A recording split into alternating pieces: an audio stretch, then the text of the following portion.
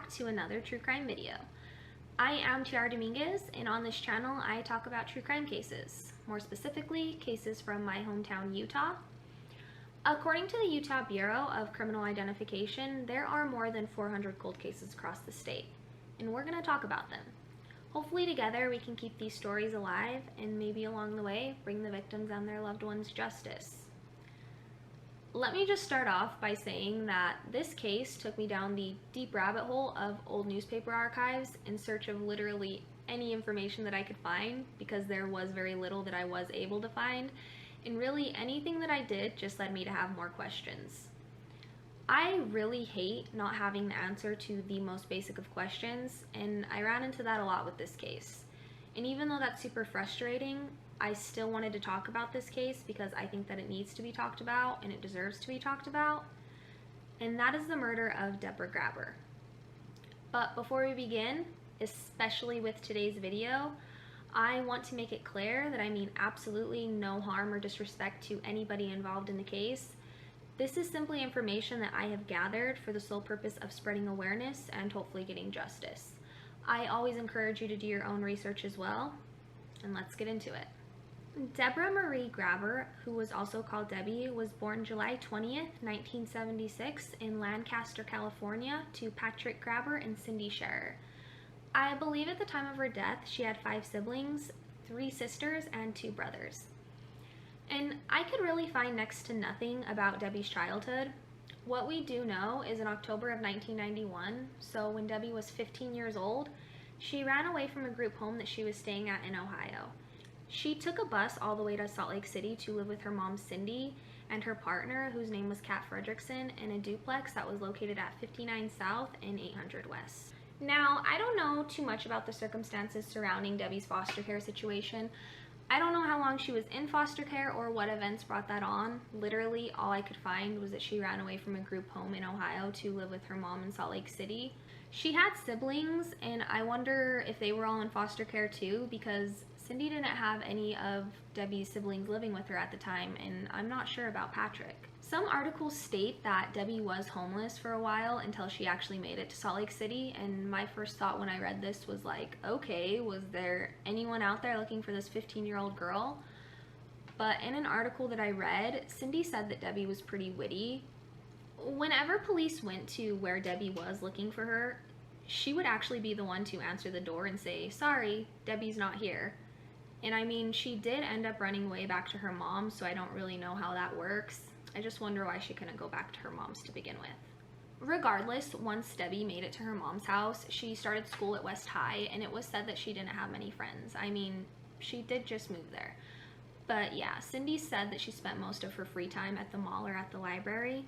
A classmate of Debbie's by the name of Thunder Hurd told news reporters, quote, "She was very shy and quiet. I was trying to get to know her. She didn't make that many friends," end quote. Her algebra teacher, Robert Norton, told reporters, quote, "She was quiet like she was preoccupied. She came to me with a concern about her grade, which ended up being an A-. She didn't really have time to make friends," end quote. I think her algebra teacher's statement says a lot about her personality. She must have been a pretty good kid, because in my opinion, it's the good kids who are usually stressing about their grades and are dissatisfied with anything less than an A. It was also said that Debbie had dreams of becoming a model and getting sent to a big city like Chicago or New York, and she took great care in maintaining her appearance.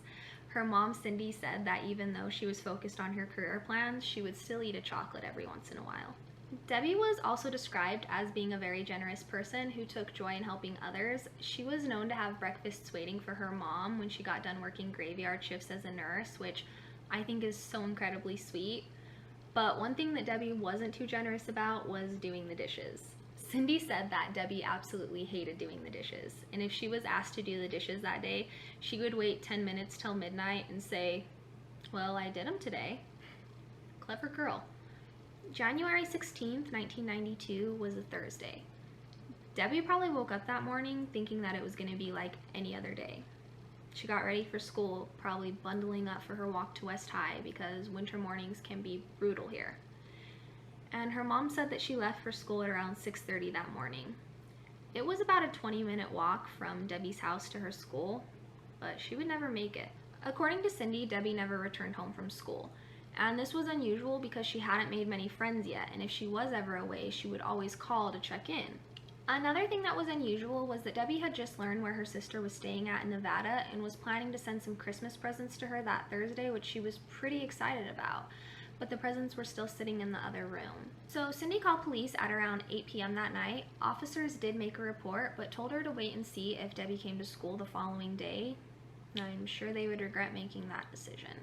The following morning was a Friday, and Cindy called West High to see if Debbie had come to school and found out that she hadn't. That's when she learned that Debbie wasn't at school the day before either. She'd never made it.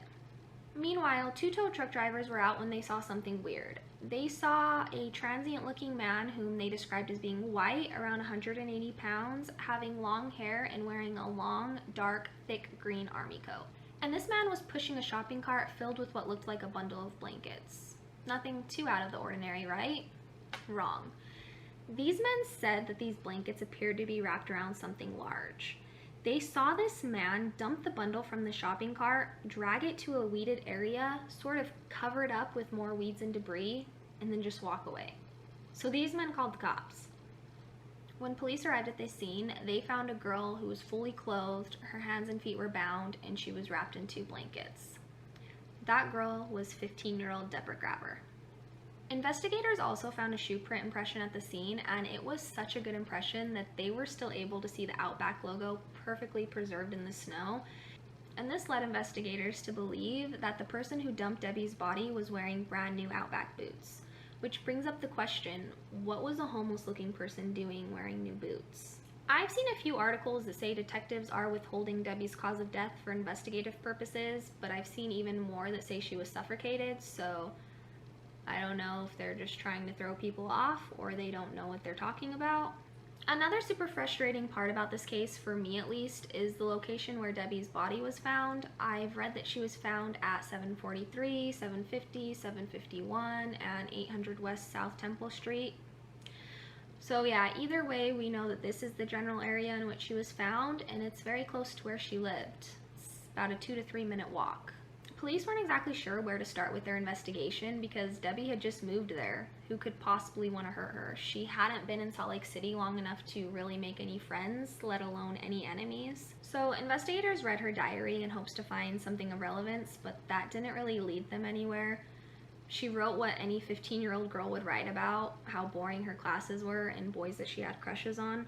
Corden Parks is a Salt Lake City detective who has been working on Debbie's case since the beginning and said, quote, "She really was a good girl. No drugs, no alcohol, no nothing.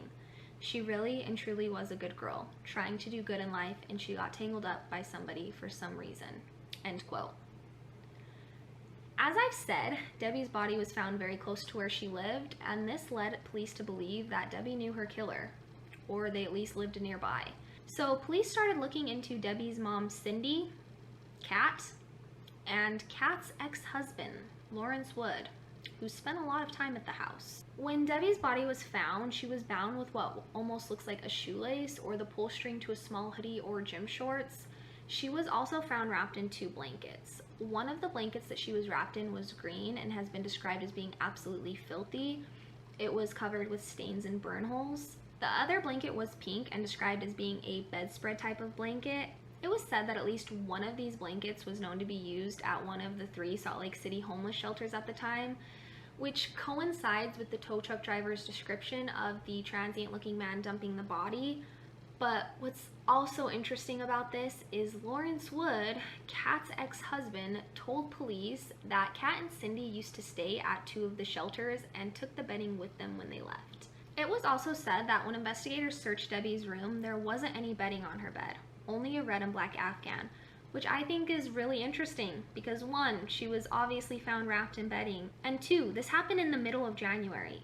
In Utah, it gets very cold at night, and I don't think an Afghan is going to keep a person comfortably warm on a cold winter's night. So this in itself is extremely sketchy, and honestly, in my opinion, it doesn't get much better. Cindy, Kat, and Lawrence were eventually given lie detector tests, and they all failed. Which, I mean, let's be honest, lie detector tests aren't the most reliable. That's why they're not admissible in court, but it definitely doesn't look good.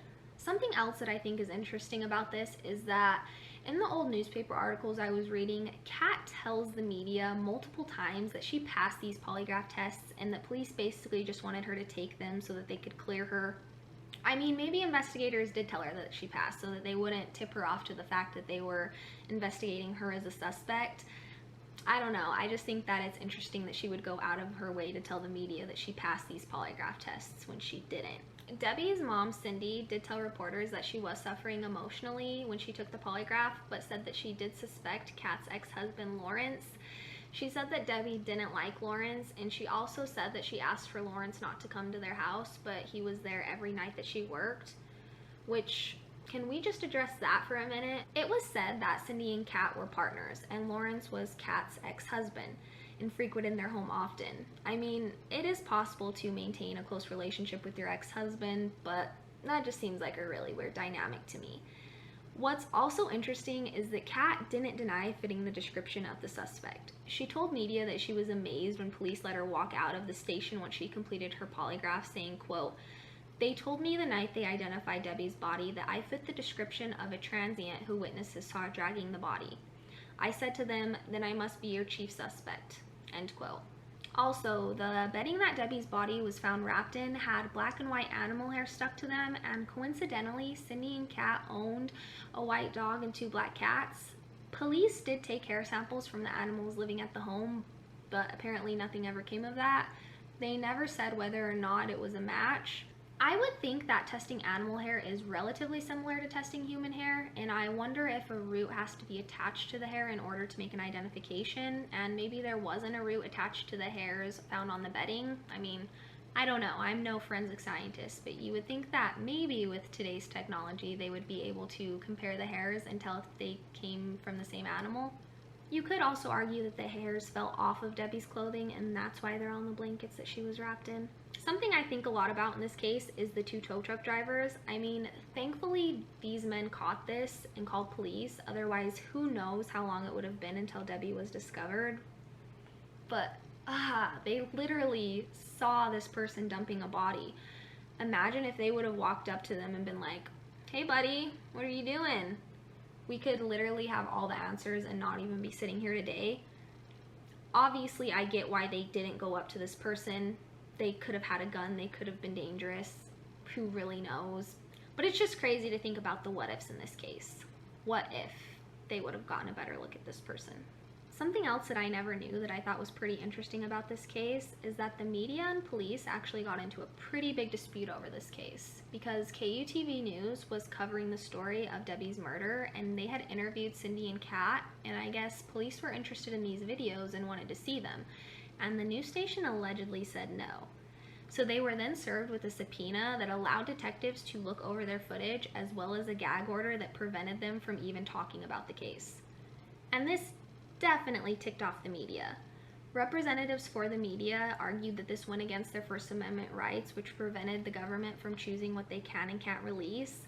The attorney for KUTV News, Pat Shea, said that this all stemmed from a video that would, quote, link the target of the police investigation to the crime. He said that there was a piece of evidence, a glove that was involved, as well as a slip of the tongue. He said that a woman being interviewed said she instead of he and then quickly corrected herself, but he wouldn't specify which woman had the slip of the tongue. It was said in another article that it was Cindy who was holding a red and black mitten matching the one that was allegedly found on Debbie's body. These tapes were never aired to my knowledge and are probably still sitting in an evidence box somewhere. I do wonder why the news station wouldn't let detectives see the tapes to begin with if it could have been helpful in the investigation. The attorney for KUTV News, Pat Shea, said that he was sensitive to not tipping off the suspect, but said that there are judges and investigators that want to be editors of newspapers, and under the triad established 200 years ago, that's just not their place. Eventually, the media, judge, and detectives did come to an agreement, and that agreement was that the press be given notice before a secrecy order is put in place and will allow members from the media to be involved in that process.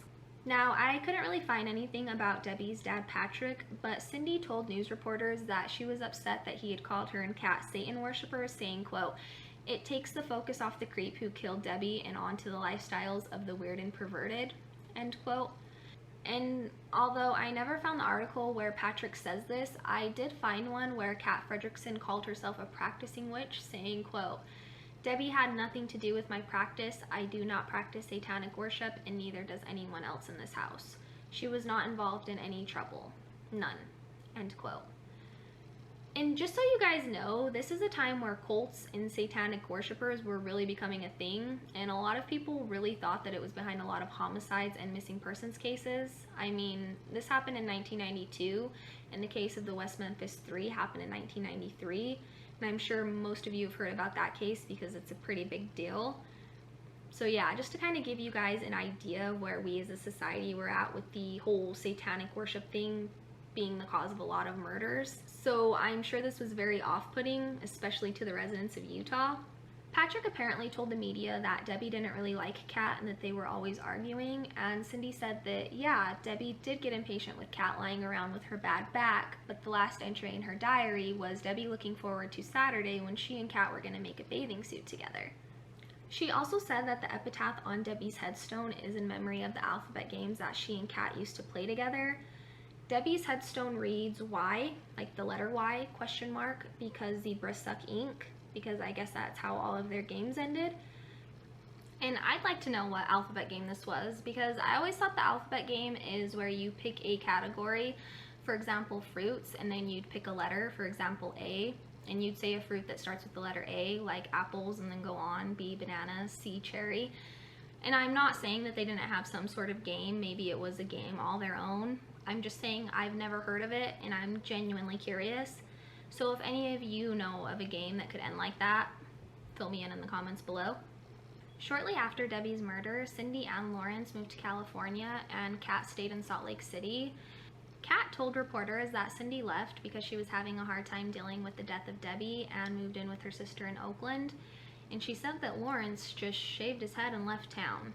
She also said that with the two of them leaving, that she felt that she was kind of the one left holding the bag and thought that she'd be arrested soon, and hoped that she would be, so that way she could just get exonerated and move on with her life, because she said that ever since this happened, she wasn't able to get a job and might lose custody of her son. Which, can I also say, is kind of interesting, because as far as I know, her son wasn't living with her in the first place, and I'm not saying that she still couldn't have lost custody of him, but she also said that she's scared to leave her house because she's scared that someone might take justice into their own hands. She said that she gets threats all of the time, and I guess people would motion and threaten to run her over with their car. What's even more frustrating for me is I cannot find anything else about Kat or her ex-husband Lawrence Wood. It's literally like they fell off the face of the earth.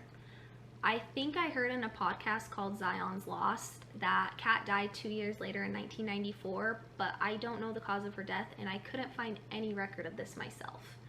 I was able to find social media accounts for Debbie's parents, but it doesn't seem like her dad's too active on social media. Now, I know it may seem as though I've really been going in on the individuals that Debbie was living with at the time, but that's only because that's really where any and all information and evidence regarding this case lies. The police don't really have much else. That being said, it's important to note that police have said that they've since cleared the three of them and started looking into a house that was located directly behind the house that Debbie lived in. It was raided shortly after her death and was said to have people constantly coming and going using drugs. Police were also aware of incidents of assault, drug use, and other felonies that had occurred there. Detective Corden Park said that he's interested in anybody that frequented the house or knew anybody that frequented the house in 1992. He said that it's possible that time and lifestyle changes will sometimes prompt people to come forward, which is very true. They say this house is located directly behind the house Debbie was living in, but on Google Maps it doesn't show a house located directly behind hers. I tried going around the block, and going right, I run into a bridge and the area where her body was found, and going left, I run into a dead end. But I did find a house that's sort of diagonal to theirs, and I'm thinking this is the house that they're referring to because it's actually a pretty weird layout. If you're looking at the duplex, Debbie lived on the left side, and this house basically sits in the backyard of the right side of the duplex.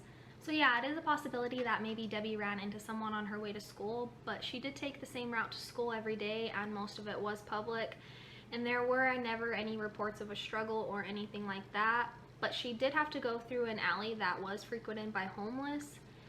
At this point, police are also open to the idea that maybe she was seeing a boy, even though to anybody that knew her knowledge, she wasn't. Investigators have said that they've collected DNA from the scene but have not found a match yet. Sadly, this is all I have for you as far as the story goes. So let's get into the theories. I guess let's just go right ahead and address the main and most obvious theory, which is that Cindy, Kat, or Lawrence had something to do with it, or at least know more than what they're saying. I really don't like saying this, but there's so much, I guess you could say, circumstantial evidence against them that it's hard not to believe at least one of them had something to do with this.